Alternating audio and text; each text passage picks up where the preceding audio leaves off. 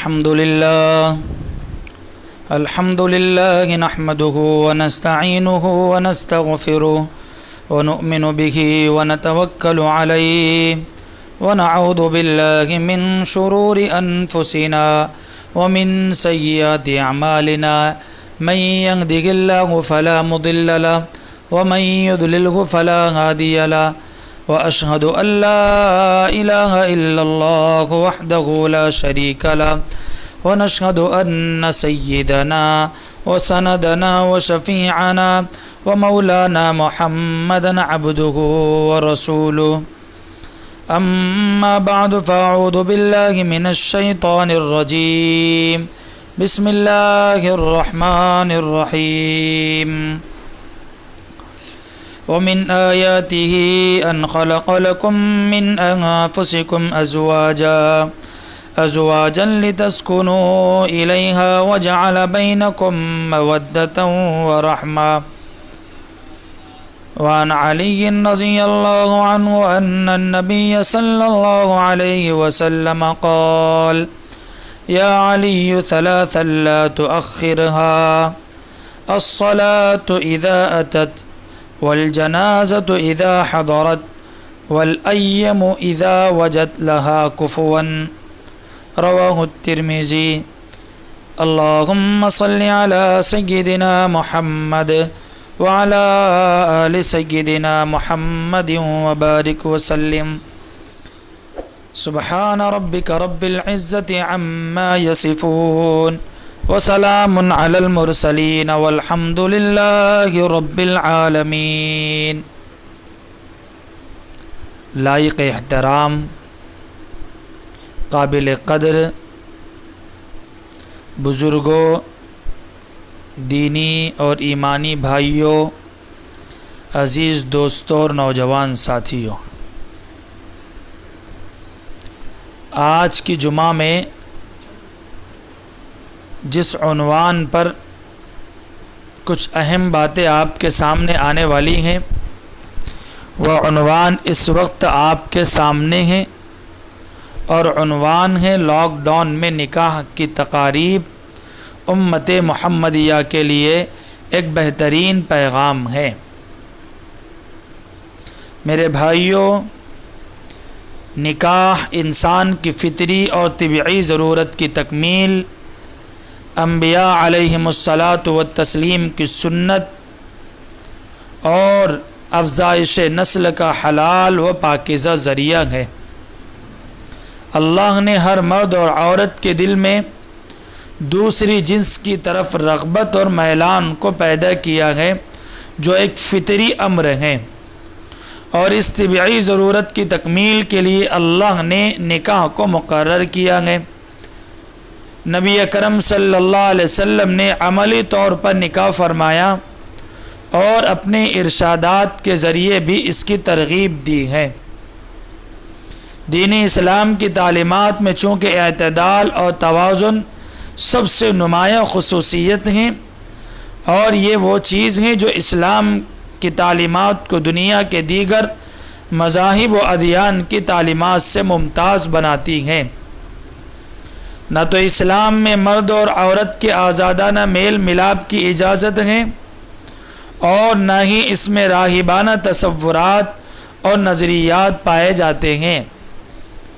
جس طرح سے بعض مذاہب میں عورت کو ایک گناہ، فتنہ، شیطان کا ہتھیار، برائی کا مجمع سمجھ کر میاں بیوی کے تعلق کو معیوب سمجھا جاتا ہے، بلکہ اسلام افراط و تفریط کے درمیان اعتدال والے راستے کی رہبری کرتا ہے۔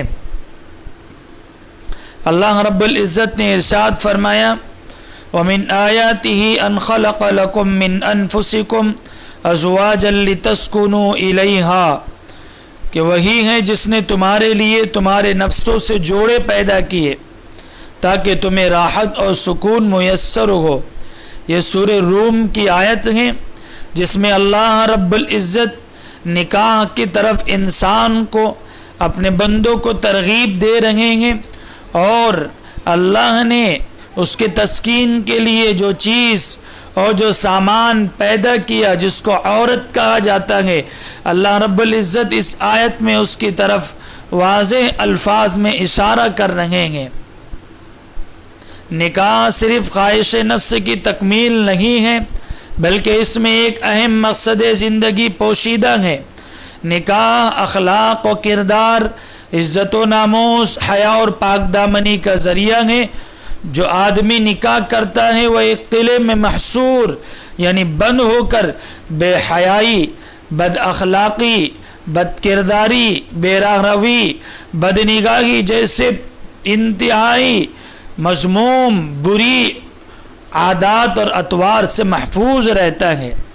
میرے بھائیوں، اسی لیے سرکار دو عالم صلی اللہ علیہ وسلم نے نوجوانوں کو ترغیب دیتے ہوئے ارشاد فرمایا کہ تم میں سے جو کوئی حقوق زوجیت پر قادر ہو، یعنی نکاح کرنے کے بعد بیوی کے حقوق کے ادا کرنے پر قادر ہو، اس کے پہننے، اس کے کھانے، اس کے پینے اور اس کو صحیح رکھنے اور اس کے سارے حقوق کے ادا کرنے پر وہ قادر ہو، آقا دو عالم صلی اللہ علیہ وسلم فرماتے ہیں کہ ایسے شخصوں کو چاہیے اذا تزوج کہ وہ شادی کر لے۔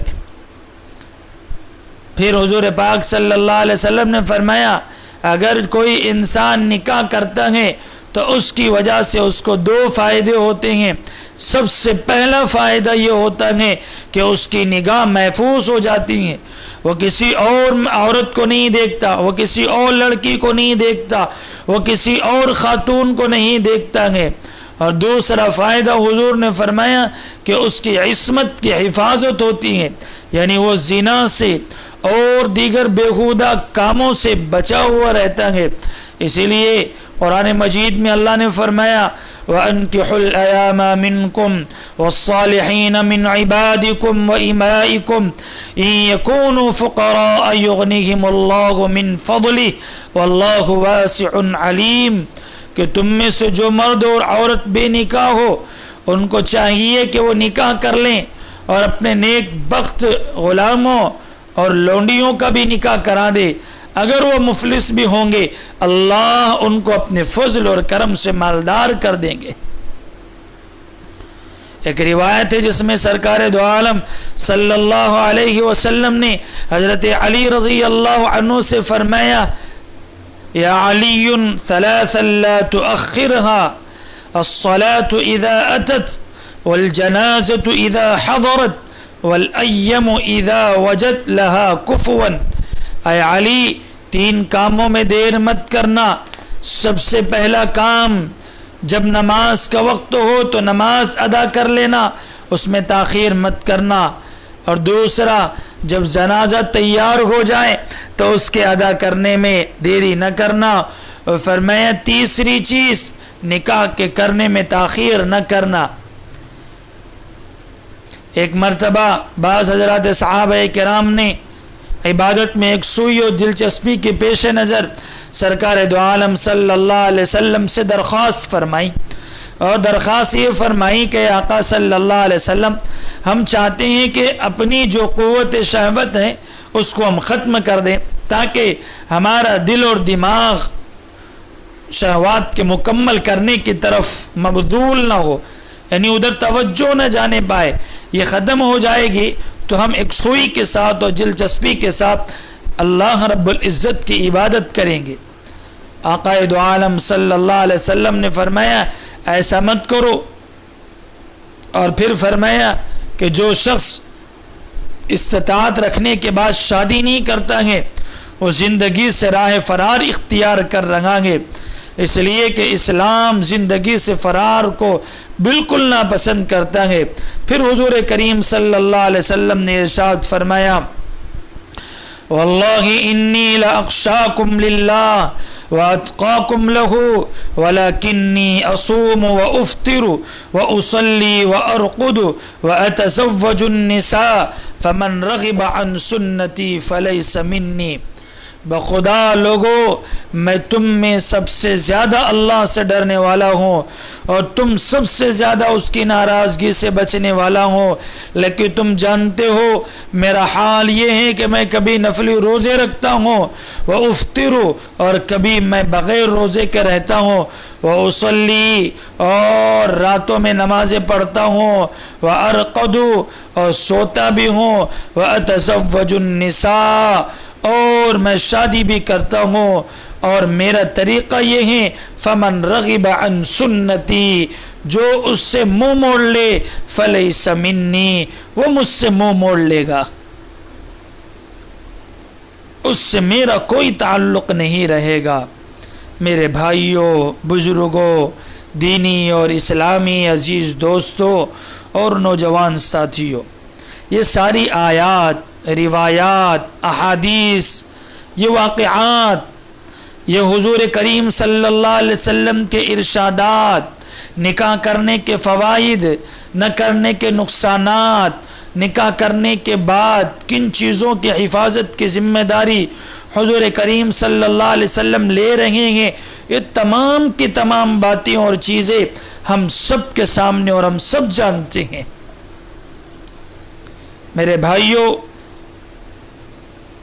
زنا یہ نام آپ نے سنا ہوگا، اور ہم سب یہ بات جانتے ہیں کہ اسلام میں زنا کو حرام قرار دیا گیا ہے، اور قرآن کریم میں اس کی سزا بھی متعین کی گئی ہے۔ اللہ کے نبی صلی اللہ علیہ وسلم نے اس کے مقابل میں نکاح کو بالکل آسان فرمایا گے اور بتلایا گے، بلکہ کئی مرتبہ پریکٹیکلی طور پر یعنی خود کر کر بتلایا۔ اپنے نکاح کیے، اپنی بیٹی کے نکاح فرمائے، اور ارشاد فرمائے اعظم النکاح برکتن ایسرہ مؤونا، کہ سب سے زیادہ بابرکت نکاح وہ ہیں کہ جس میں کم سے کم خرچ ہو۔ غور فرمائیے، اللہ کے نبی سرکار دو عالم صلی اللہ علیہ وسلم معاملات میں سب سے زیادہ سستا معاملہ اگر کسی کو بتلا رہے ہیں تو وہ نکاح ہے، مگر افسوس کہ امت محمدیہ جتنی اپنے نبی کریم صلی اللہ علیہ وسلم سے، اپنے محبوب آقا صلی اللہ علیہ وسلم سے دور ہوتی جا رہی ہے، اتنا زیادہ امت خرافات میں، واقعات میں، فحش کی چیزوں میں، ریاکاری کی چیزوں میں، لوگوں کو دکھلانے کے لیے، لوگوں کو بتلانے کے لیے، اپنی واہ واہ کرانے کے لیے، اپنی جاہ کرانے کے لیے، اپنی عزت کے لیے، اپنی ناموس کے لیے، اور لوگوں میں ایک چرچا ہو اور لوگ کہیں کہ حاجی صاحب نے جو شادی کی وہ سب سے بہترین، فلاں امیر نے جو شادی کی وہ سب سے بہترین، ان کے شادی کے کھانے تو دیکھو، ان کے جہیز کے سامان تو دیکھو، ان کے وہاں پر قالین کو تو دیکھو، رنگینی اور رانائیوں کو تو دیکھو، ایسی شادی ہونی چاہیے۔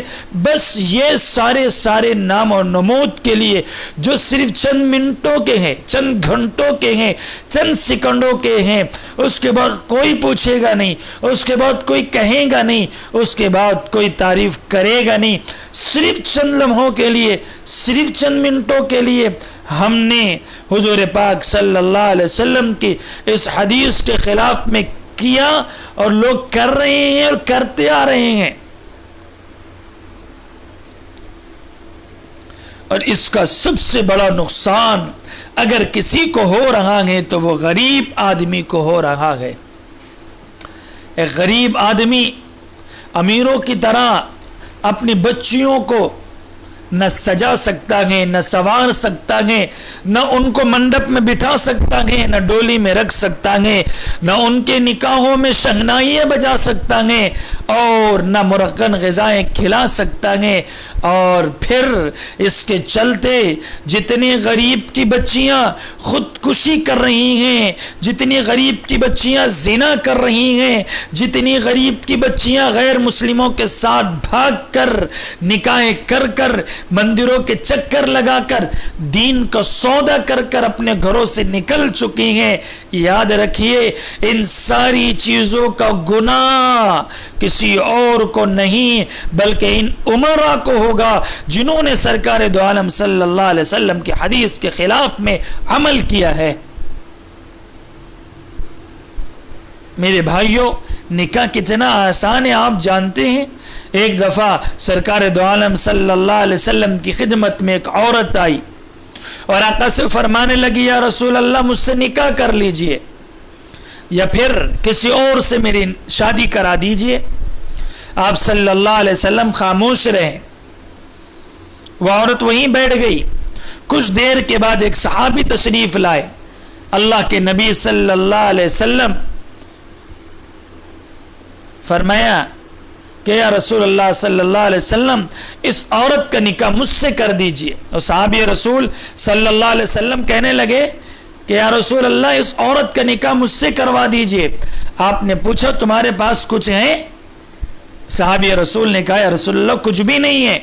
حضور نے فرمایا کچھ تو ہوگا. صحابی کہنے لگے یا رسول اللہ کچھ نہیں ہے. آپ نے فرمایا ایک کام کرو اپنے گھر جاؤ دیکھو جو بھی وہ لے کر آؤ. حضور کریم صلی اللہ علیہ وسلم کے اس ارشاد کے بعد وہ صحابی رسول صلی اللہ علیہ وسلم اپنے گھر چلے گئے. کچھ دیر کے بعد واپس آئے اور کہا یا رسول اللہ میں اپنے گھر کی پوری تلاشی لے کر آیا ہوں میرے پاس کچھ بھی نہیں ہے. حضور نے فرمایا ارے بھائی تمہارے ہاتھ میں انگوٹھی ہوگی. فرمایا یا رسول اللہ کچھ بھی نہیں ہے. آپ صلی اللہ علیہ وسلم نے فرمایا ٹھیک ہے تمہیں کچھ قرآن یاد ہے؟ صحابی رسول نے فرمایا جی ہے اللہ یاد ہے. اللہ کے نبی نے فرمایا قرآن کریم اس عورت کو سکھا دینا یہی تمہارا مہر ہے. اور پھر حضور پاک صلی اللہ علیہ وسلم نے اس عورت کا نکاح صحابی رسول صلی اللہ علیہ وسلم کے ساتھ میں کروا دیا. اتنی آسان چیز اتنی بہترین چیز اتنا آسان نکاح کہ کچھ نہ ہوتے ہوئے بھی حضور نے فرمایا اگر قرآن یاد ہے تو وہی سکھا دو. ایک مرتبہ ایک نوجوان حضور کریم صلی اللہ علیہ وسلم کے پاس ہے اور کہا اللہ کے نبی صلی اللہ علیہ وسلم میں نکاح کرنا چاہتا ہوں لیکن کہیں بھی پیغام بھیجتا ہوں تو لوگ مجھے اپنی لڑکی دینے سے انکار کرتے ہیں. حضور کریم صلی اللہ علیہ وسلم نے اس نوجوان سے فرمایا کہ تم فلاں قبیلے میں چلے جاؤ اور اس قبیلے کے سردار سے کہنا مجھے اللہ کے رسول نے بھیجا ہے کہ آپ اپنی بیٹی کا نکاح مجھ سے کر دیں. جب یہ صحابی اس شخص کے پاس گئے جو قبیلے کے سردار تھے اور جا کر ان کا پیغام آقا کا پیغام سنایا تو صحابی رسول صلی اللہ علیہ وسلم چونکہ وہ بھی صحابی تھے انہوں نے فوراً اپنی لڑکی کا نکاح ان کے ساتھ میں کر دیا. کوئی چیز نہیں کوئی مانگ نہیں کوئی انتظام نہیں. یہ نہیں سوال کیا کہ مکان کتنے کاروبار کتنے جائیداد کتنی بڑا بھائی کیا کرتا ہے والد کی کمائی کیا ہے خود کا گھر ہے کہ نہیں ہے پلاٹ کتنے نام پر ہیں سرکاری نوکری ہے یا نہیں ہے میری بچی کو کھلاؤ گے کیا کھاؤ گے کیا کچھ نہیں. حضور کا پیغام سنا اور نکاح کر دیا. ایک اور واقعہ کتابوں میں سنہرے الفاظ میں لکھا ہے حضرت عبد الرحمن بن عوف رضی اللہ عنہ کا. میرے بھائی اور بزرگوں آپ جانتے ہو حضرت عبد الرحمن بن عوف رضی اللہ عنہ کون ہیں؟ 10 مبشرہ میں سے ہیں یعنی 10 صحابہ کرام جن کو دنیا میں ہی آقا صلی اللہ علیہ وسلم نے جنت کی بشارت سنائی ان میں سے ایک حضرت عبد الرحمن بن عوف رضی اللہ عنہ ہیں. ایک مرتبہ حضور کی خدمت میں حاضر ہوئے تو دیکھا حضور نے کہ ان کے اوپر زرد رنگ کا نشان تھا. حضور اکرم صلی اللہ علیہ وسلم نے پوچھا عبد الرحمن کیا تم نے نکاح کر لیا ہے؟ حضرت عبد الرحمن بن عوف رضی اللہ عنہ نے جواب دیا یا رسول اللہ میں نے نکاح کر لیا. فرمایا عبد الرحمن کس سے کیا یعنی کس قبیلے کی عورت سے کیا کس خاندان کی عورت سے کیا مکے والی ہے مدینے والی ہے؟ جواب دیا حضور ایک انصاری عورت ہے. حضور نے فرمایا عبد الرحمن مہر کتنا دیا؟ فرمایا ایک گٹھلی بھر سونا دیا ہوں. حضور نے فرمایا عبد الرحمن ولیمہ کرو ایک بکری کیوں نہ ہو. میرے بھائیوں حضرت عبد الرحمن بن عوف رضی اللہ عنہ کا شمار اس وقت کے چوٹی کے مالدار صحابہ میں ہوتا تھا. جتنے مالدار صحابہ تھے ان میں سب سے بڑے مالدار صحابی عبد الرحمن بن عوف رضی اللہ عنہ تھے.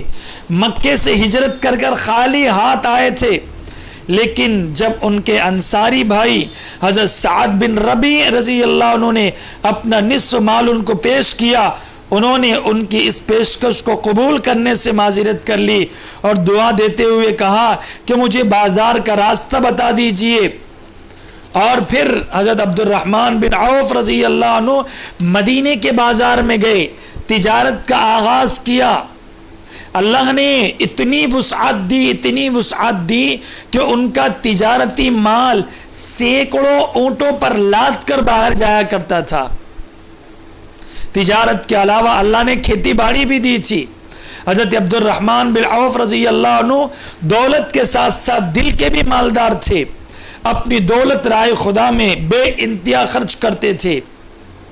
ابن کثیر کی روایت کے مطابق حضرت عبد الرحمن بن عوف رضی اللہ عنہ نے 2 بار 40 ہزار دینار اللہ کے راہ میں قربان کیے تھے، وقف کیے تھے. ایک مرتبہ جہاد کے موقع پر 500 گھوڑے اور 500 اونٹ آپ نے اللہ کے نام پر قربان کر دیے. جس وقت سورہ برات نازل ہوئی اس موقع پر 40,000 درہم قربان کیے.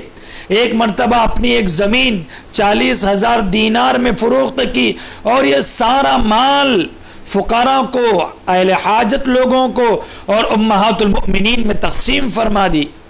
ابن سعد رضی اللہ عنہ کی روایت کے مطابق ایک مرتبہ حضرت عبد الرحمن بن عوف رضی اللہ عنہ نے اپنی ایک زمین 40,000 دینار میں فروخت کر کے وہ ساری رقم امہات المؤمنین کو دے دی. ایک اور موقع پر ایک زمین 40,000 دینار میں حضرت عثمان رضی اللہ عنہ کو فروخت کر کر وہ رقم بھی راہ خدا میں دے دی. آپ کا جب انتقال ہوا، وفات کے وقت جو ترکہ آپ نے پیچھے چھوڑا، جو جائیداد آپ نے پیچھے چھوڑی، جو وراثت آپ نے پیچھے چھوڑی، اس کثیر جائیداد کے علاوہ 1,000 اونٹ، 3,000 بکریاں، 100 گھوڑے آپ نے اور 20 اونٹ ان کی جرف کی زمینیں سیراب کرتے تھے. سونا اتنا تھا کہ اسے کلاڑی سے کاٹا گیا تھا اور کاٹنے والوں کے ہاتھوں میں چھالے پڑ گئے تھے. عبد الرحمن بن عوف رضی اللہ عنہ کی 4 بیواؤں میں سے ہر عورت کو آپ کی وراثت میں سے 1,000 دینار ملے تھے. ایک کو 80,000 دینار ملے تھے. 50,000 دینار حضرت عبد الرحمن کی وصیت کے مطابق مسافروں کو دیے گئے تھے. جنگ بدر میں حصہ لینے والے ہر صحابی کو انہوں نے 400 دینار کی وصیت کی تھی اور ان صحابہ کی تعداد 100 تھی. امہات المؤمنین کے لیے ایک باغ کی وصیت کی تھی جو 4 لاکھ درہم میں فروخت ہوا تھا. یہ حضرت عبد الرحمن بن عوف رضی اللہ عنہ کی دولت کا مختصر سا جائزہ ہے، جس سے بخوبی اندازہ ہوتا ہے کہ وہ اپنے وقت کے کروڑ پتی آدمی تھے.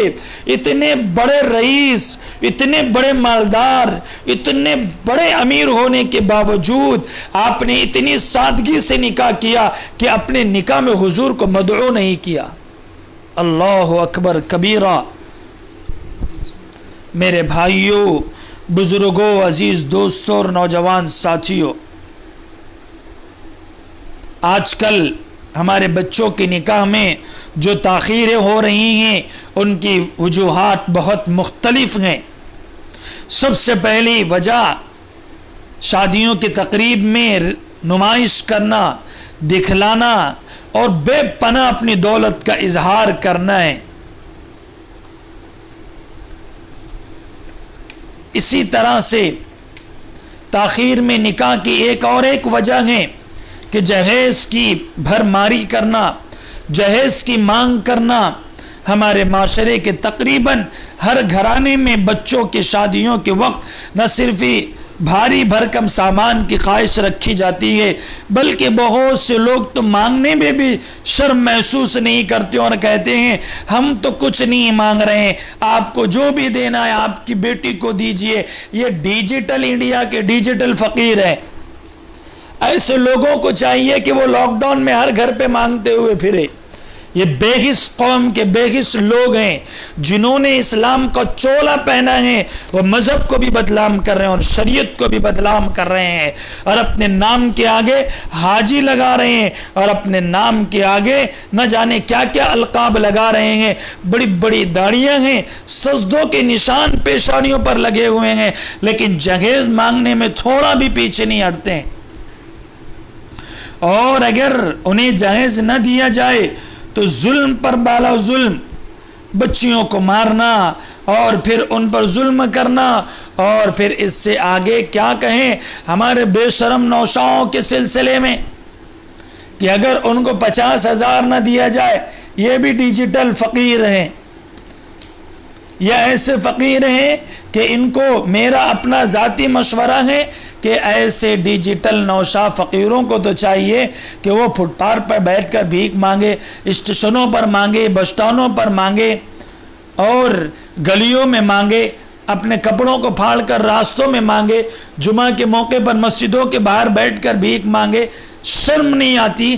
ایک انسان اپنی بالغ بچی کو بڑے ناز و نخلوں سے پال کر، اپنی قربانیاں دے کر، ساری چیزیں کر کر تمہارے حوالے کر رہا ہے، اتنی جاندار روح تمہارے حوالے کر رہا ہے، اپنی ناز و نخلوں سے پالی ہوئی لڑکی تمہارے حوالے کر رہا ہے، اپنے دل کی دھڑکن تمہارے حوالے کر رہا ہے، اپنے دل کا دکھڑا تمہارے حوالے کر رہا ہے، اور اس کے باوجود اس بچی سے زیادہ تمہاری نگاہوں میں 50,000 1,00,000 کی قیمت بیٹھی ہوئی ہیں۔ اور یہ فقیر جو ہوتے ہیں، یہی فقیر لوگ کیا کرتے ہیں آپ جانتے ہیں میرے بھائیوں؟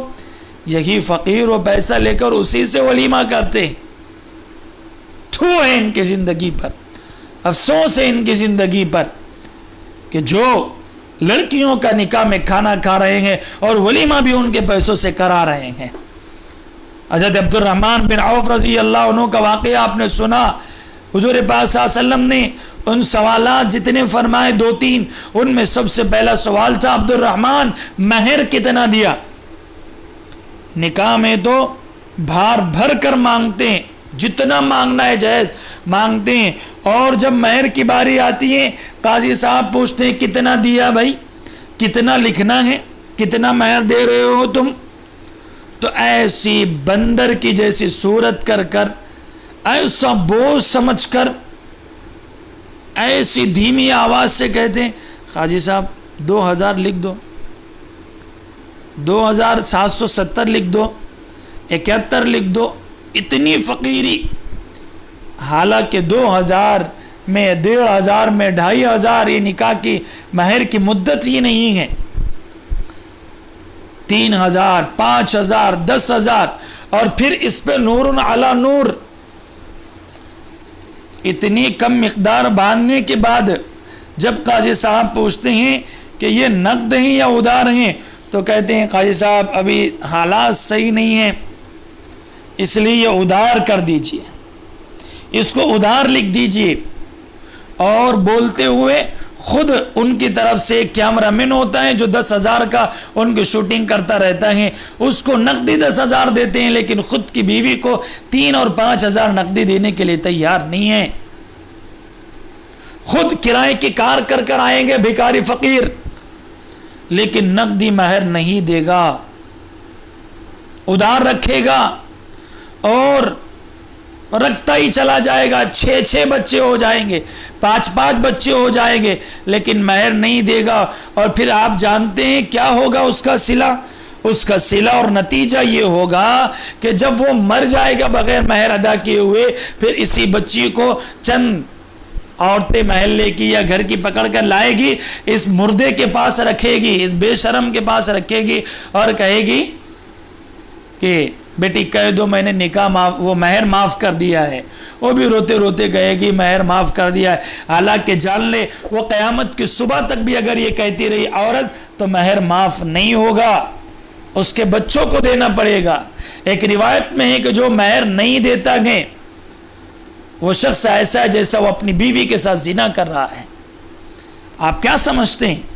اپنی خواہشات مکمل کرنے کے لیے قرضے لیں گے، کرایوں کی گاڑیوں میں آئیں گے، کاروں میں آئیں گے، گاڑیوں پر 5-5 اور 10-10 ہزار کے پھول سجائیں گے اور سواریں گے، ساتھ میں کیمرہ مین لے کر آئیں گے، بہترین جوتے پہنیں گے، صدریاں پہنیں گے اور پگڑا پہنیں گے، کاجل لگائیں گے، بیوٹی پارلر جا کر چہرے کو گورا کر کر آئیں گے، سارے خرچ کریں گے نقد میں، اور جہاں نقد دینے کی باری آئیں گی وہاں ادھار لکھا ہوگے۔